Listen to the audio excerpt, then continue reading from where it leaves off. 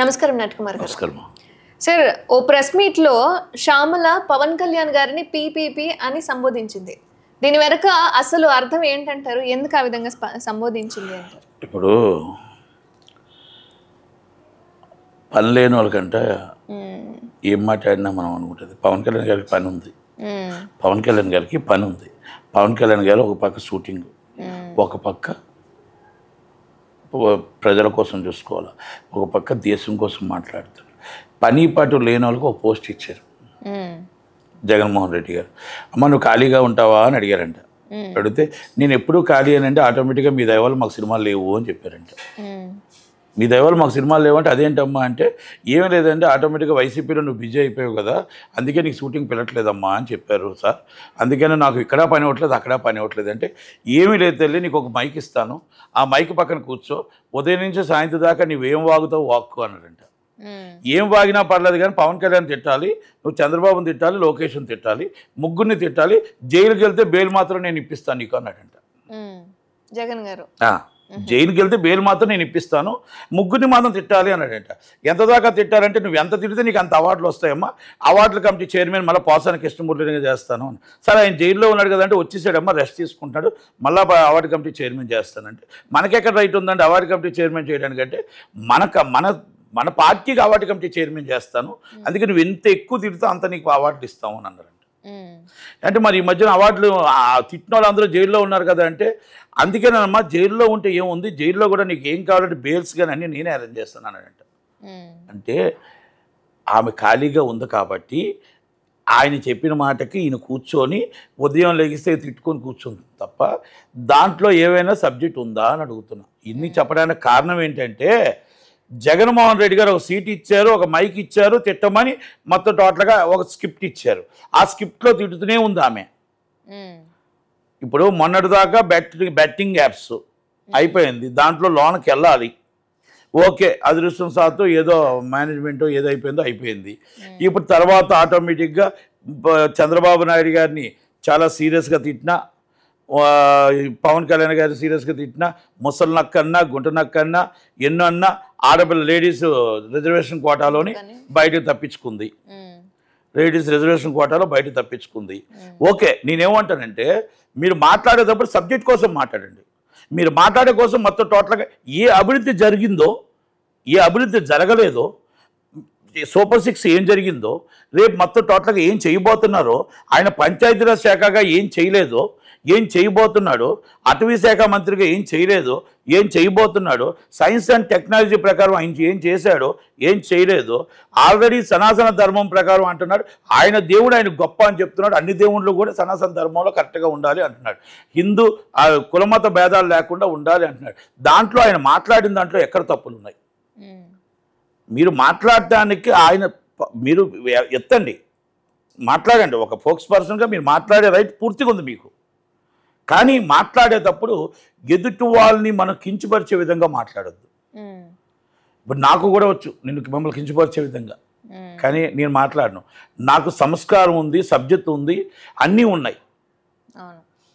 మీకు అది కాదు, నేను జగనన్న దగ్గర ఉన్నప్పుడు కానీ ఇక్కడ కానీ ఏ రోజు కూడా పొరపాటున కూడా సబ్జెక్టు దాటను, సబ్జెక్టులోనే మాట్లాడతాను.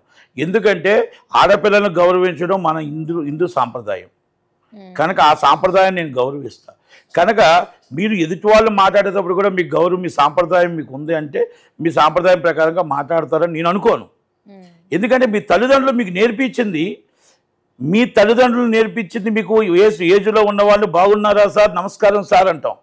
75 సంవత్సరాలు చంద్రబాబు నాయుడు గారిని ముసలి నక్క అన్నప్పుడే మీ విలువ ఏంటో తెలిసిపోయింది.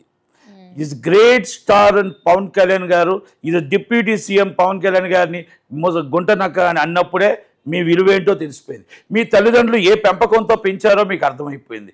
జగనన్న మీకు ఎందుకు ఆ సీట్ ఇచ్చాడో అర్థమైపోయింది. కనుక మీ దగ్గర నేను కొంచెం మంచి మాటలు వస్తాయని నేను ఎక్స్పెక్ట్ చేయను, కనుక మామూలుగా పోక్స్ పర్సన్ అనుకోండి, ఇప్పుడు పోక్స్ పర్సన్ ఆర్పి గారు లేకపోతే ఇంకొకరు అనుకోండి, వాళ్ళ తగ్గట్టు సమాధానం చెప్తారు. కాకపోతే ఏంటంటే మా సినిమా ఆడబిడ్డ, నేను మాట్లాడలేను. కానీ కాకపోతే ఏంటంటే పవన్ కళ్యాణ్ గారు మా సినిమా వాళ్ళే కాబట్టి ఇలా మాట్లాడడం కరెక్ట్ కాదు అనేది నేను హితబోధ చేస్తూ, మీరు పోక్స్ పర్సన్గా పనికొస్తారు అనుకున్నప్పుడు మీరు సబ్జెక్ట్ మీద వెళ్తే 10 ఓట్లు వస్తాయి, లేదంటే 11లో కూడా ఉన్నది పోయి ఒకటే మిగులుతుందని మాత్రం మీకు చెప్తున్నా. ఆ ఒకటి కూడా పులివెందులో ఉంటుందో ఉండదో కూడా తెలియని పరిస్థితుల్లో ఉంది. పులివెందులు ఎప్పుడు రాజీనామా చేస్తే ఎప్పుడు దూరిపోదామా అని చెల్లెలు చూస్తుంది షర్మిల. కనుక అది కూడా షర్మిలకి వెళ్ళిపోతే పార్టీ బంద్ కరా అంతే. కనుక దాని మీద అందుకే నేను శ్యామలా గారికి ఏం చెప్పదలుచుకున్నానంటే, పవన్ కళ్యాణ్ గారిని అనేటప్పుడు ముందు వెనక మాట్లాడేటప్పుడు మీకు 11 సీట్లు ఉన్నాయి, మీలాంటి వాళ్ళ వల్ల అంటే మీరు వల్ల కానీ, పోసాని కృష్ణమురళి గారి వల్ల కానీ, ఇంకా కొంతమంది పెద్దల వల్ల కానీ, మీరు తిట్టిన బూతులకు కానీ, మీరు తిట్టిన మాటలకు కానీ జనాలు ఇసుకెక్కిపోయి మీకు 11 సీట్లు ఇచ్చారని గుర్తు చేసుకోండి. మీరు ఇదే పద్ధతిలో మీరు మాట్లాడితే మీకు 11 నుంచి కూడా ఒక సీటు కూడా రాకుండా పోతుంది. నేనేమంటున్నా, మీరు ఎత్తి చూపాల్సిన బాధ్యత ప్రతిపక్షం చూపాలి. ప్రతిపక్షంలో ఏం తప్పు ఉంది, ఆ తప్పుని ఎత్తండి, మాట్లాడండి, ఎదురు చూపండి. ఉచిత ప్రయాణం ఎందుకు ఇస్తున్నారు, ఎక్కడి దాకా ఇస్తున్నారు, ఎప్పుడు ఇస్తారు, ఆంధ్రప్రదేశ్ ఇస్తారా? మీరు ఆంధ్రప్రదేశ్ ఆగస్టు 15 అని చెప్పారు, మీరు ఆంధ్రప్రదేశ్ ఇస్తున్నారా, జిల్లాల వారుగా ఇస్తున్నారా? మీరు మొత్తం టోటల్గా అది అడగండి. పెన్షను మీకు అమ్మఒడి ఇంకోటి ఉన్నాయి, మీరు ఏ ఉన్నాయి అవన్నీ అడగండి, తప్పు లేదు. అంతేగాని అది ప్రతిపక్షం. మీకు ఇంగ్లీష్ మీడియమా, ఇంకొకటా, లేకపోతే ఫండింగ్ రాలేదా, పిల్లలకు రాలేదా, లేకపోతే రోడ్లు బాగోలేవా, ఇంకోటి బాగోలేవా, మేము పాడు చేసిన రోడ్లు మీరు వేసారా లేదా అని అడగండి. మేము ఆపేసిన సంస్థలు పరిశ్రమలు మీరు వేసామా లేదా అని అడగండి. మేము ఆపేసిన అమరావతి మీరు ఎప్పుడు స్టార్ట్ చేస్తారు అడగండి. మేము ఆపేసిన పోలవరం మీరు ఎప్పుడు స్టార్ట్ చేస్తారు అడగండి. మేము విశాఖపట్నంలో 450 కోట్లు ఖర్చు పెట్టి ప్రజల సొమ్ముని ఒక బంగ్లా కట్టించాం కదా, ఆ బంగ్లాకి అద్దెకి ఎప్పుడు ఇస్తారో అడగండి. మా నాయకుడికి ఏమైనా ఇస్తారేమో అని అడగండి. అంతే తప్ప విశాఖపట్నంలో షూటింగ్స్ ఎప్పుడు స్టార్ట్ చేస్తారో అడగండి. పరిశ్రమ ఎప్పుడు వస్తుందో అడగండి. విశాఖపట్నం కారిడార్ 30 కిలోమీటర్ల కారిడార్ ఎప్పుడు స్టార్ట్ అవుద్దో అడగండి. అంతే తప్ప మీరు ఎంతసేపు ఏదో మాట్లాడితే, అంటే ఆ మాట నేను వస్తున్నది తలుచుకోలేదు మళ్ళీ. కానీ అది పవన్ కళ్యాణ్ గారు లాంటి వ్యక్తిని పట్టుకొని మీ ఇష్టం వచ్చేలా మాట్లాడితే స్పోక్స్ పర్సన్ కాదు కదా. నేను మీకు ఇందాక చెప్పాను కదా, దేనికి పనికి రాకుండా ఉంటుంది. దయచేసి ఒక ఆడబిడ్డగా ఇలాంటి మాటలు మనం తోటిగా మాట్లాడకూడదు. కనుక మీ పార్టీకి నష్టం వస్తుంది. ప్రతిపక్ష హోదా ఎలాగా పోయింది, ప్రతిపక్షం మాట్లాడటానికి కూడా అర్హత పోతుంది. కాబట్టి ఆ ప్రతిపక్ష అర్హతను ఉంచదలుచుకుంటే బాగుంటుందని నా ఉద్దేశం.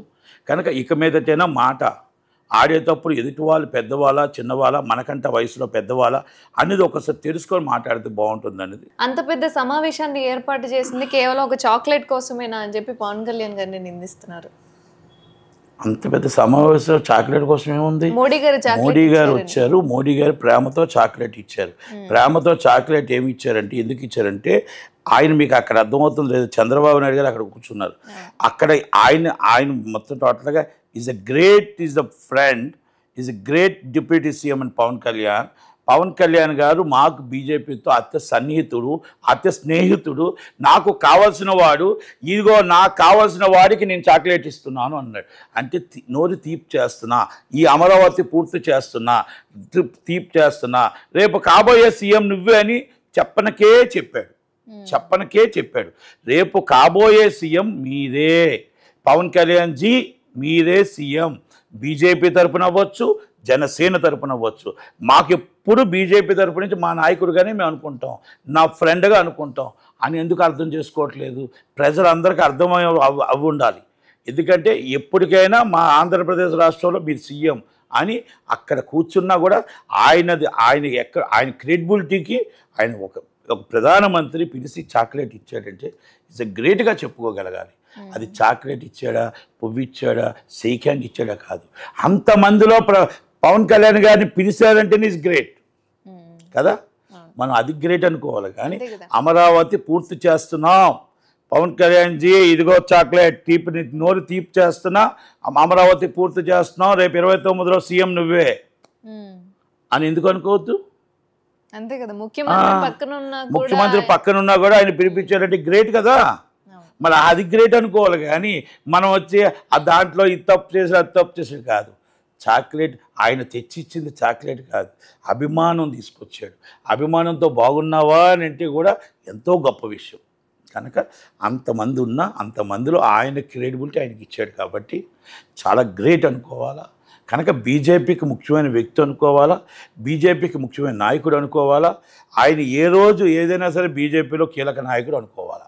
అంటే జనసేన ఉన్నా బీజేపీకి ఆయన కీలక నాయకుడే, మోడీ గారికి కానీ అమిత్ షా గారికి కానీ పార్టీకి కానీ.